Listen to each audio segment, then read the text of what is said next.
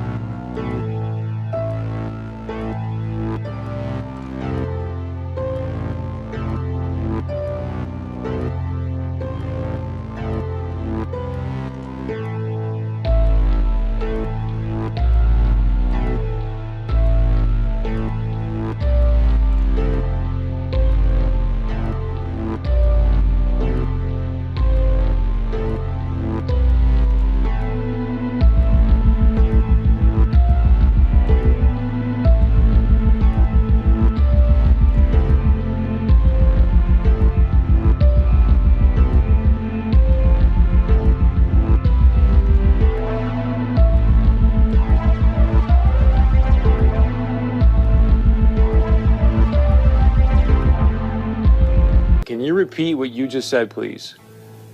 Well, last Friday, I received a 7-page document that sort of told me that if I had an 86-year-old patient that had pneumonia but was never tested for COVID-19, but sometime after she came down with pneumonia, we learned that she had been exposed to her son who had no symptoms, but later on was identified with COVID-19, that it would be appropriate to diagnose on the death certificate COVID-19. Now, we've not done that. If someone has the pneumonia after and it's in the middle of a flu epidemic, and I don't have a test on influenza, I don't diagnose influenza on the death certificate. I will say this elderly patient died of pneumonia. I don't mean to interrupt you, but my heart is sinking right now as you're telling me this. You're a doctor. Why in the world would they be sending you out information to fill out death certificates, whether the person's been diagnosed with COVID-19 or not, but then to say in the death certificate this person's death was caused by COVID-19? That does not sound right to me. I went to the person in our office who does most of the death certificates over the last 10, 20 years, and I said, does this sound right? I had her look at the documents that I printed off, and she said, well, we've always been told that you always put down just facts. You don't put down any probabilities. You don't put any presumptions down. It's just what you know. And so this is concerning. And it actually gets to your point, Chris. When we start talking about the data that goes into the modeling, we have to ask ourselves a question. Are we being forthright? Are we sharing with the public? Minnesota, North Dakota, we don't need to be having it sugar-coated. We want to know what's going into your modeling. So with that being said, why would they want to skew the number of deaths due to COVID-19? Well, fear is a great way to control people. And fear is a great way to control people. And fear is a great way to control people. And I worry about that. I worry that sometimes we're so darn interested in just jazzing up the fear factor.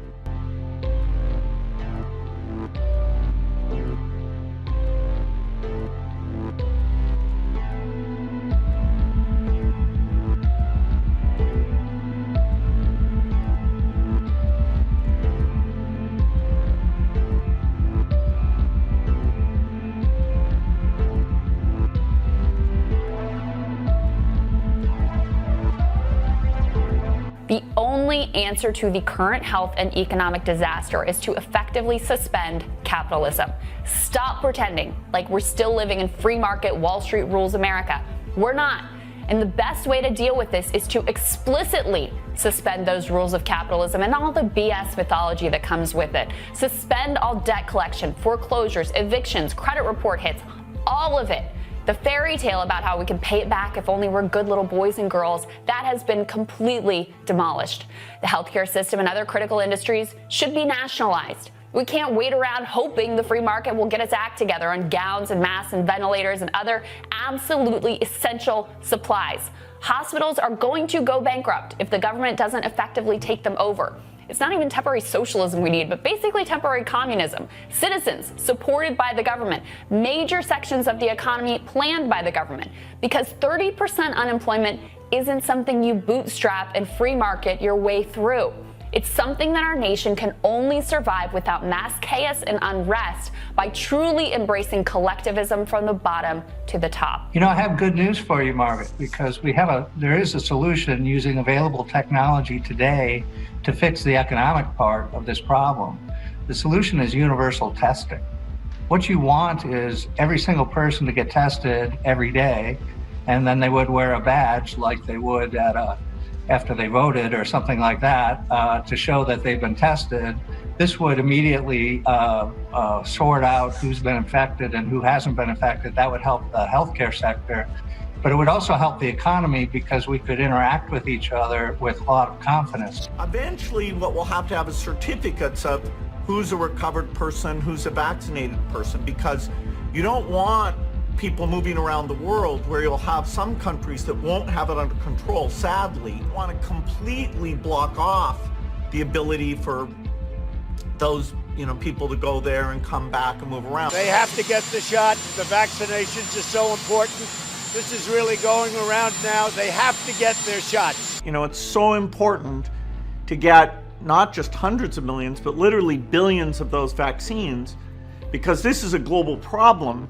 And although the US has got the most cases right now, as time goes on, the developing countries where isolation is more difficult and the health system is very weak, sadly, they're most likely to experience the most pain of all as this goes global. The world today has 6.8 billion people.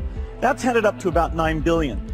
Now, if we do a really great job on new vaccines, healthcare, reproductive health services, we could lower that by perhaps 10 or 15%. They have to get their shots. There are some good things happening. The work on a vaccine, although that probably will take 18 months, that's going full speed ahead. Our foundation is funding that. We're looking at getting vaccines to everyone in the world. So in the long run, we're looking at getting vaccines to everyone in the world. So in the long run, we're looking at getting vaccines to everyone in the world.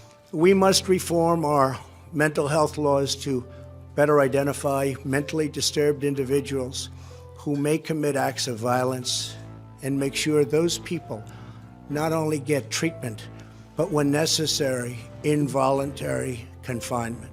Last week, Dr. Michael Ryan, he's a leader at the World Health Organization, announced that in response to the spread of this virus, authorities may have to enter people's homes and remove family members, presumably by force.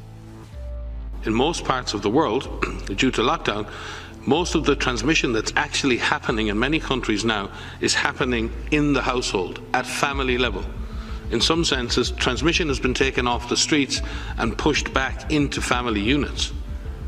Now we need to go and look in families to find those people who may be sick and remove them and isolate them in a safe and dignified manner. We need to make sure that everybody continues to let us know where those folks are. If you've observed recurring violations of the Safer at Home order, please continue to let us know at coronavirus.lacity.org/business violation. You know the old expression about snitches? Well, in this case, snitches get rewards. We want to thank you for turning folks in and making sure we are all safe. Your ass is grass. Right. Do you understand? And if I'm done with this shit. So, be looking out for those cops. All right, I will. I'll be looking out for those cops. Sheltered in place. Go ahead, put me on social media. You're a little pup. Seriously? Seriously, I called the cops. I can't. What? Okay. I'm so scared. I'm so scared. Some 911 centers have seen a spike in calls from people reporting others for violating executive orders and guidelines on social distancing. But As 9 and 10's Bill Freilich reports, not every call is an emergency. He continues our team coronavirus coverage. 911 centers are busy taking calls, but not for the usual reasons. That even happens with small groups. Take this report of a crew working on a lawn for the second day in a row. It turned out to be a brother and sister working in the yard. What does opening up look like? Which activities have, like schools, have such benefit and can be done in a way that the risk of transmission is very low? Yeah. And which activities, like mass gatherings, may be, in a certain sense, more optional. And so until you're widely vaccinated, those may not come back at all. With nice weather and some good surf, many people left their house today to go to the beach. Here's what Sandy Beach Park looked like earlier this afternoon. Now, beach parks across the state remain closed, and while you can conduct ocean activities in the ocean and work out on a beach if you'd like, things like sunbathing can get you in trouble. And as Nikki Schenfeld finds out, some police officers aren't giving out warnings anymore.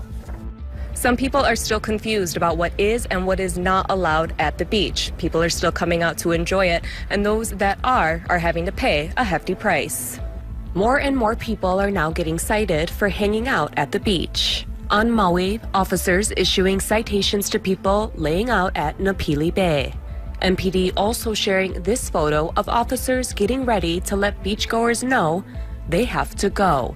Police statewide said they spent the last week warning people of the new rules. Once your feet touch the sand, you must be exercising, walking or running, or walking towards the ocean for an ocean activity like surfing. What's not allowed is sunbathing, setting up a towel, chair, or umbrella, reading a book, or sitting on the beach. But this was Lanikai today, and some residents say they are fed up. It's being ignored over here. All of us are staying, the most we do is walk or swim or canoe paddle or fish, and they're not doing the 6 feet separation. I think they're being very selfish, and they're putting all of our lives at stake. KPD tells me they issued 3 citations on Friday to people who were sunbathing and hanging out at the beach. Fines for violating the stay-at-home order are up to $5,000 or 1 year in jail. Anyone cited for violating the stay-at-home order will also have to appear in court and explain to a judge their reasoning for being out during an emergency proclamation. California is granting early release to 3,500 inmates in an effort to reduce crowding. Fines for violating the stay-at-home order are up to $5,000 or 1 year in jail. California is granting early release to 3,500 inmates in an effort to reduce crowding. Fines for violating the stay-at-home order are up to $5,000 or 1 year in jail. Despite a safer at-home order, this live-stream video of a Tampa, Florida church service has ignited outrage, showing a crowded sanctuary. The church saying they should be considered an essential service. People are gone totally crazy. As the president said, he wants to get everybody back worshiping God come Easter Sunday. That needs to happen.